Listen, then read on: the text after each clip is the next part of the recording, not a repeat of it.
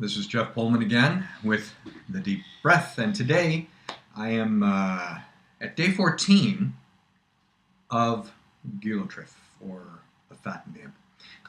Day 14, 2 full weeks. Big milestone. I didn't have a whole lot to recap over the past week after doing a day-by-day blow. I did on day 7, I think was the last time I had left a recording about what was going on with my side effects and so on.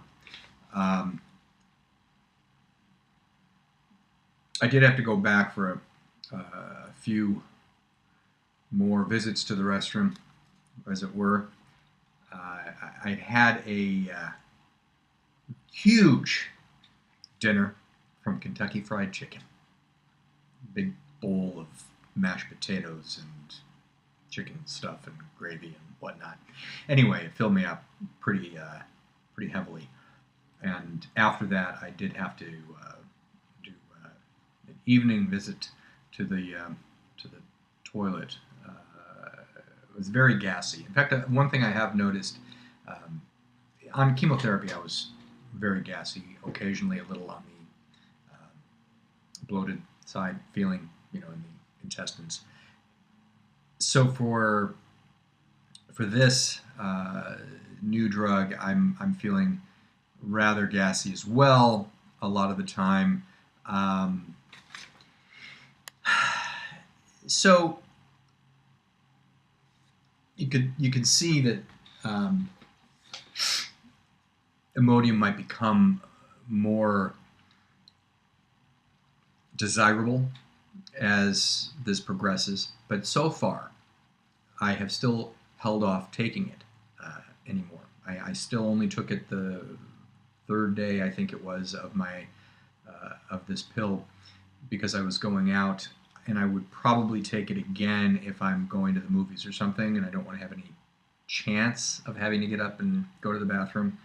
But really, it's been a few times a day lately that I will go, and only once in the past 2 weeks have I had an incident where I thought I just had gas, but it turns out it was a little messy.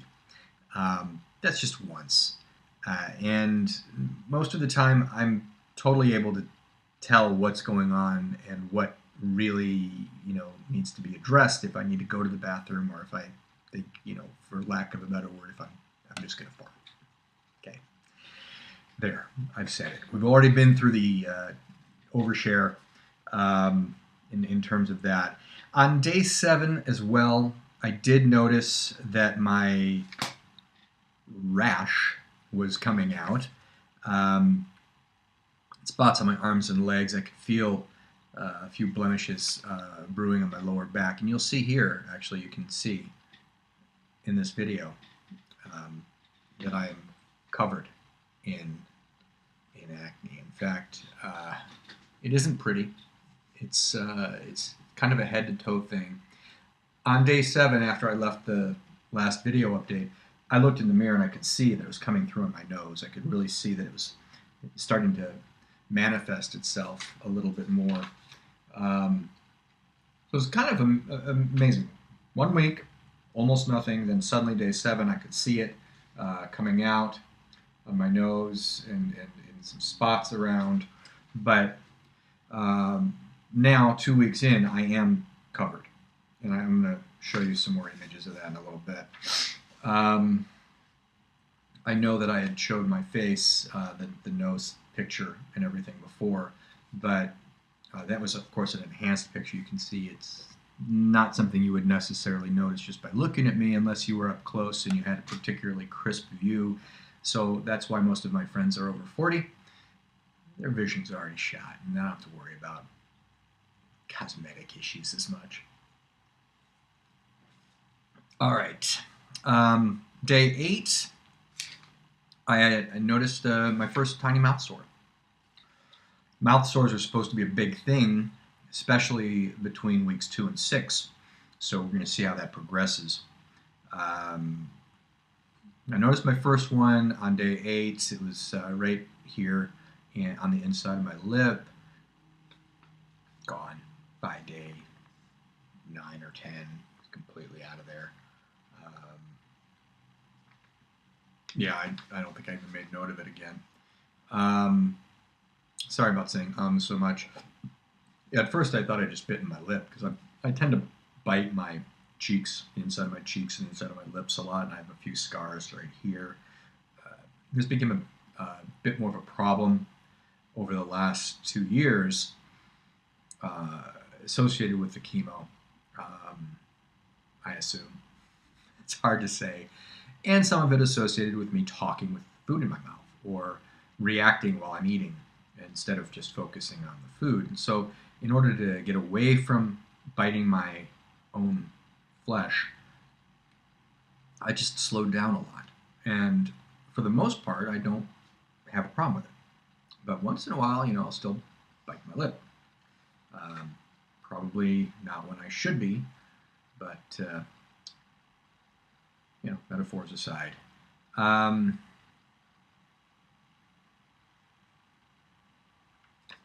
nose has been running a little bit more the last couple of days, but it's been consistently runny since I started chemo initially. So for about 2.5 years now, I've had kind of a runny nose. Not to the point where I have to blow it constantly, but every now and again I have to blot it with a tissue. I did notice on day 8, also in the evening, after dinner, I brushed my teeth and I had some bleeding. That only happened that one time. After that, no more issues with bleeding gums, which I'm happy about because I was concerned that was leading to something else. And I don't know why it affected me that one day. Didn't brush any differently. Nothing else was different, but it was just the one time. I started to use a mouthwash that has some peroxide in it. Still alcohol-free, but it does have peroxide. It foams up a bit. And I used that after the bleeding, and I've used it a number of times since. It seems to actually be making my mouth feel better, and no recurrence. So I'm happy about that. I was cautioned to use alcohol-free mouthwash and to use things that are designed to be gentle, and I thought maybe I'd be overstepping with the peroxide based mouthwash, but so far I'm happy with it. I don't use it every day. So right now I'm dealing with loose stool in the morning, loose stool in the evening. One of these days, yesterday or the day before, day 13, Tuesday, that was yesterday, I actually had kind of watery stool in the morning.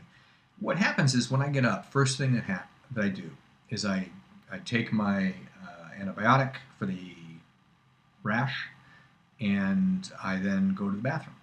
And it's consistently, been just loose. Yesterday's was heavily erring on describing it as watery. But then in the evening, when sometimes I'll use the restroom twice in the morning. I'll use it around 6, between 6 and 6:15 when I first get out of bed, and then again about an hour later before I get ready to go to work or school or whatever. So, and then when I come home, I may or may not have an afternoon visit to the restroom. I may or may not have an evening visit. Yesterday evening, I did not, really. But yesterday afternoon is when I had that incident where I thought I was just gassy. That was right around lunchtime. So just about an hour after I ate lunch, actually. But otherwise, this loose stool thing it's not really much of an issue. I don't find myself running to the bathroom except when I first get up in the morning and I know I have to go, and I'm kind of like, do I want to go right this minute? Do I want to walk around, get a drink of water first, and then go? And I think it's kind of an important thing to understand if you are looking at this from the perspective of what do I expect going in to this kind of a treatment. If you are another patient, if you are a caregiver and you want to kind of have an idea of what's happening. Of course, everybody's different, every body is different, and people react in very different ways. I was reading this past week on a web page, some forum dealing with these targeted therapies and specifically with the Gilotrif, about how different people's responses have been with diarrhea and the rash and that sort of thing. So the experiences are very varied. They're widely different based on who you are. But a lot of people seem to have the same kind of group of symptoms. So you may be like me, you may be like this other guy who had an intolerable situation and had to be on Imodium constantly. My oncologist cautioned me that I would be buying this in bulk, Imodium, and I may end up, these things, sometimes the effects are cumulative and sometimes the effects go away.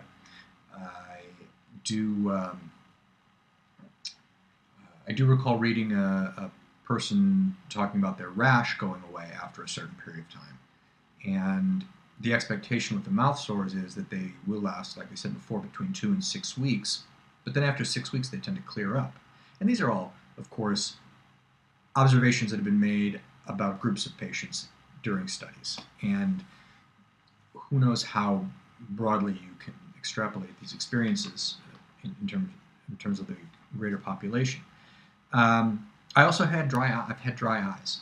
Now, one thing that you want to be concerned about with diarrhea is that it can dehydrate if you really are having diarrhea. Now, I'm not really having diarrhea. I'm having loose stool. And occasionally a little bit of a watery stool. But I'm still urinating completely normally as I would normally expect to. My urine is the right color. It has the right frequency. I do feel a little drier overall. Part of it may be that because I have this acne rash, I'm actually showering more frequently than I used to. When I was younger, I showered every day. The last number of years, I have not showered every day. I haven't needed to. Unless I'm, particularly active working out or it's really hot, I'm sweating a lot, I can go a couple days sometimes without showering. Now I am showering at least every other day and sometimes every day. And I think that in and of itself is drying my skin out a little bit. It may also be that the body wash I'm using is having a drying effect. It's hard to say. It feels like it wouldn't, but maybe it is. I alter the shampoo that I use because some of it feels like it's drying and some doesn't. But what I am noticing, aside from the fact that my nose doesn't stop running, my nose is not feeling particularly dry. But my head in this area does feel a little bit drier. My eyes certainly feel dry. And that stands to reason for a couple of reasons. One is that if I am having more frequent and watery stool, perhaps I am losing a little more water. And I need to compensate for that by drinking more. That's very possible. So I am compensating for it by drinking more. As a result, I'm peeing more as well. But the other thing is I remember reading in the literature that comes with the medication that you should not wear contact lenses. So that indicates to me that there are issues with eye dryness that are directly associated with the medicine, not necessarily locked into dehydrating through the bowel movement. So it's something I'm paying attention to. I do not, at this point, I don't need eye drops for my comfort. I just blink a little extra, squeeze my eyes shut once in a while, like so, and then I'm fine. It doesn't really bother me. I don't really notice it. Apologize for saying so much.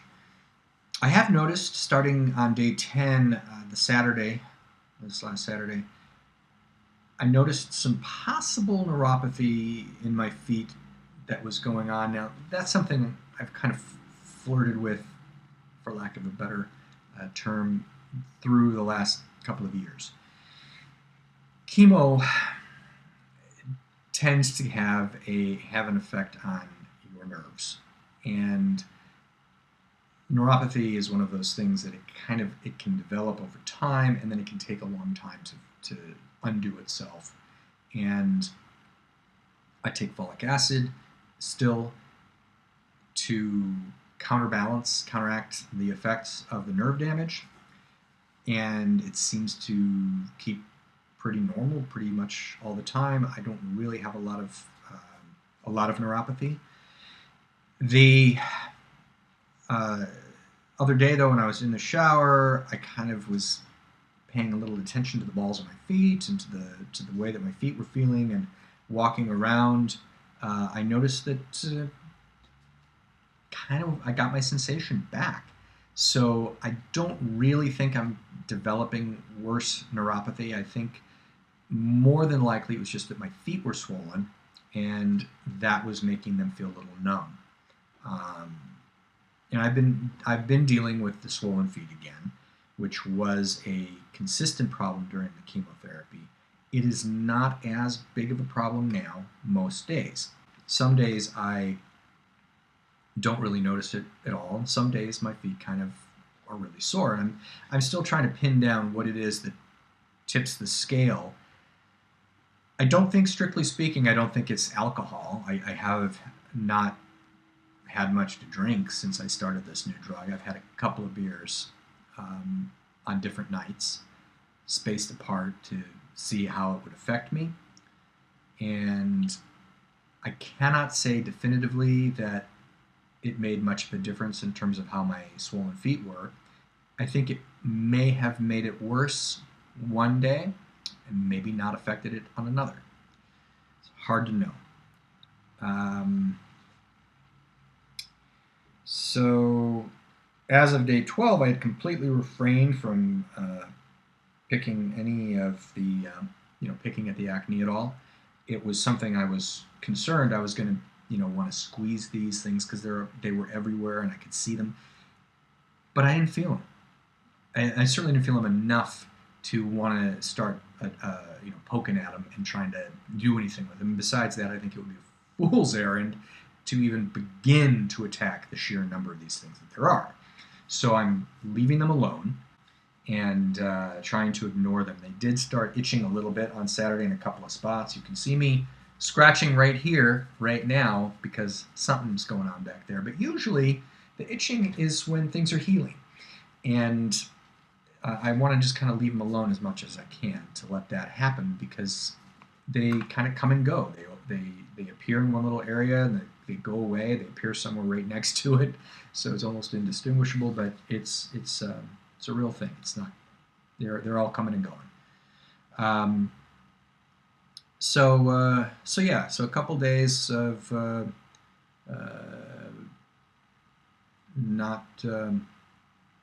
not picking that stuff since it started itching, and I'm still doing well.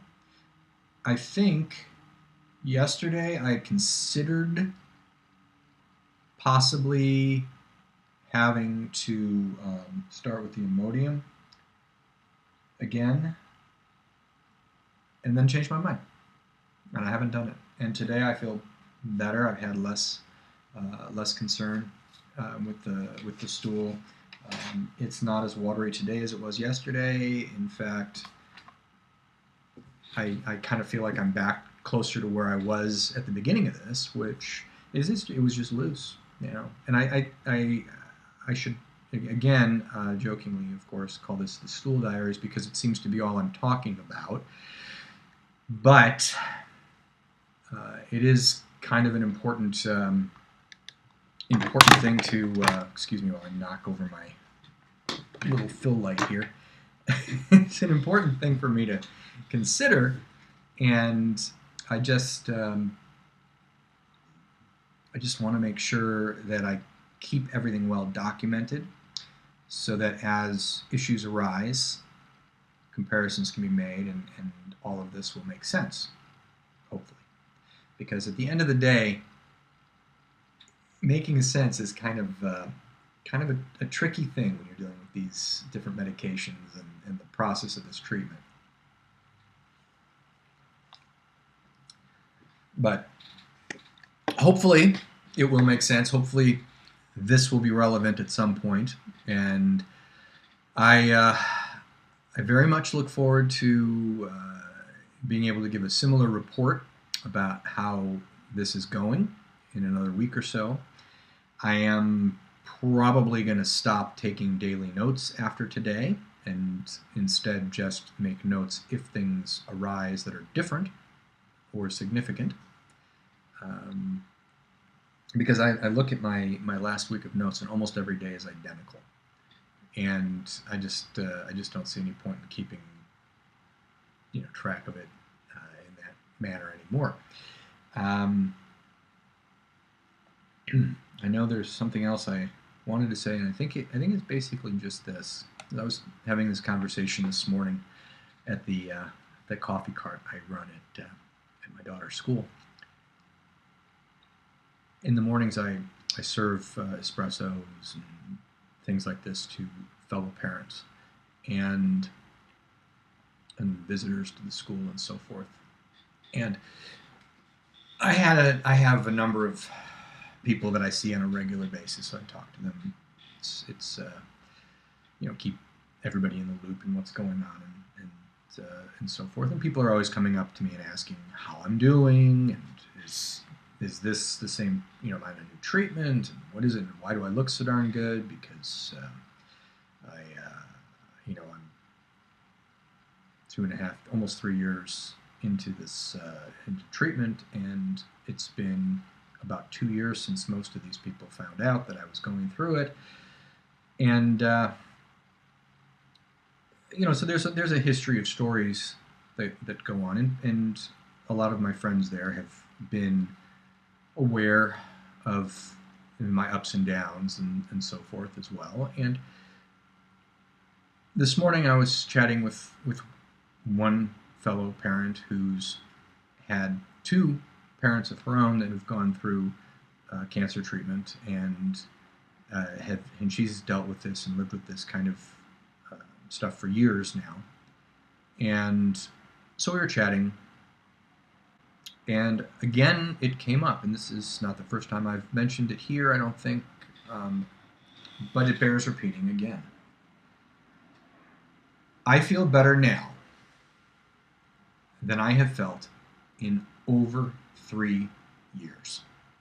It's been 3 years and roughly 4 months since I started feeling like crap initially, before I was diagnosed. It's been almost 3 years since my diagnosis. It's been well over 2.5 years now since I started my chemotherapy. And I've, this whole time I've felt different increments of good. And I felt different increments of crappy or hellish or miserable as well. But for the last 2 weeks, I've felt like myself. I've still got issues with my strength. My muscle strength isn't fully back. I'm still sore in my arms here and here, and I still have a lot of stiffness and so on, in spite of the fact that I hauled 5 gallons worth of silicone paint up to the roof to seal a roof a few days back, and I've been able to do some labor. I still have a little ways to go in terms of getting my muscle mass back and getting my strength back. But I have my mental strength back. I have my emotional strength back, and I'm much more emotionally stable than I had been before. And this is in no small part, I'm sure, due to the fact that I haven't had steroids in my system now for a month and a half or whatever. But every day since within 2 hours of taking that first pill, I've been acutely aware of the fact that I'm in a better mood, that I'm in a good mood almost all the time. Well, pretty much all the time for the last 2 weeks. I don't think I've been in a bad mood at all. I've been feeling different emotions, but mostly I've been happy and I've been awake, and I have not been suffering from mental fatigue, and I really haven't been suffering from physical fatigue. I get tired, but not fatigued like I had been. So it's a huge difference for me. Huge. And I can't undersell that enough. Can't undersell it enough. Can't oversell it enough.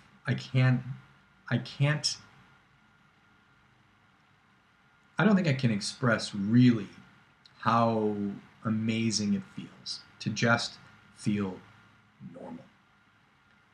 But that's how I feel right now. Pretty normal. And considering that I've had a bad back for my entire adulthood, pretty much, feeling a little stiff and achy and whatever, that's normal to me. So I love it. I'll take it. And it's all good. So I'm looking forward to seeing my oncologist in about a month, I think. I see him in October on the 20th, and this is the 19th or 20th today, right? Today's the 20th, yeah. So a month from today, 30 days from now, or 31 days from now, I'll be there to kind of get sussed out, and then we'll determine, are we going to do a scan in November, or are we going to do a scan in December? Probably he'll want to go with November, but we had discussed it. If I'm really feeling good, maybe we push it, because, what's the rush if it looks like I'm doing well? And so maybe I'll be doing well enough to put it off. We'll see. Until then, I'm going to assume that because the drug has managed to manifest itself so well, that it's working. It's doing something. And, you might want to close your eyes, but you can see I have the whole, my whole body is covered with the stuff here. Can't really tell as much as you might want to, but it is back there, and it's down and out and about, and every I've got a big patch of it through here, over my shoulders, my back a little bit. My hope is that this will go away soon, and then it'll just be a fond memory. We can reminisce about, hey, remember that time I had that rash? Wasn't that some good times? Fun stuff. In the meantime, I'm going to have some lunch. I'm going to try and get another couple of posts in for lungcancer.net or for Just Bad For You, and move along from there. Please go to the blog, justbadforyou.com/blog, and read some of the recent things I've posted or will have posted in the next few days, hopefully, and try to check in with my work on lungcancer.net once in a while, where the shorter pieces are going. It's a really great community over there, and the people that run it are wonderful. And I will be putting some videos up there as well that are different content from what I have in other places. So these things are all kind of finding their own niche. The blog is more material that is going to be related to my book. The books potentially could be more than one, depending on how it ends up getting structured. But the lungcancer.net material is strictly for that audience, and is more targeted in sort of bite-sized pieces. Anyway, thank you again for listening/watching. and I'll talk to you soon.